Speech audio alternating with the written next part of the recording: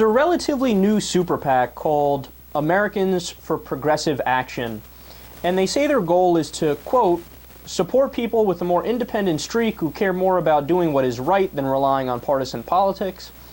And they'll only throw their weight behind people who are, quote, moderate, reasonable candidates. So they seem pretty straightforward and like stand-up guys here. And there's only one problem with what they ended up doing. They just made a $700,000 ad buy on behalf of Massachusetts Republican Senate nominee by the name of Gabriel Gomez. In fact, I think we covered a story once before about Gabriel Gomez. Or either that or I read it and I left it out for the show. But either way, it's a name I've seen before.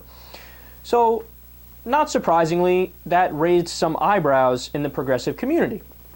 So they decided to look into it further, and they found that this group was supporting a lot of Republican candidates. You know what they ended up discovering? The committee's treasurer is a woman by the name of Nancy H. Watkins of Tampa, Florida, and she's a prominent Republican accounting and compliance expert who has served for former Representatives David Rivera and Rick Renziel. They're both Republicans.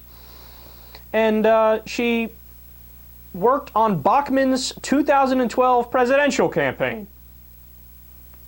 Now, that's really surprising.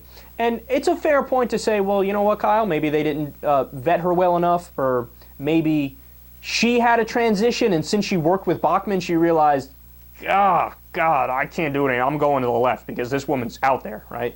And that is a reasonable thing to think. However, did that happen?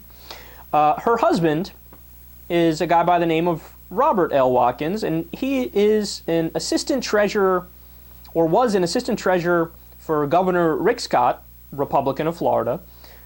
He was an appointee of Governor Rick Scott, and he was a major bundler for both the George W. Bush and Mitt Romney presidential campaigns.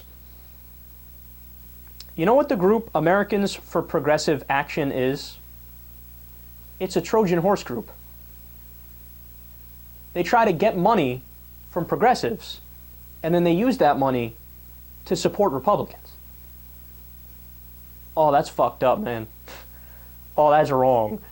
Look, when you follow politics as closely as I do, on a daily basis, you find things that are egregiously unethical and immoral.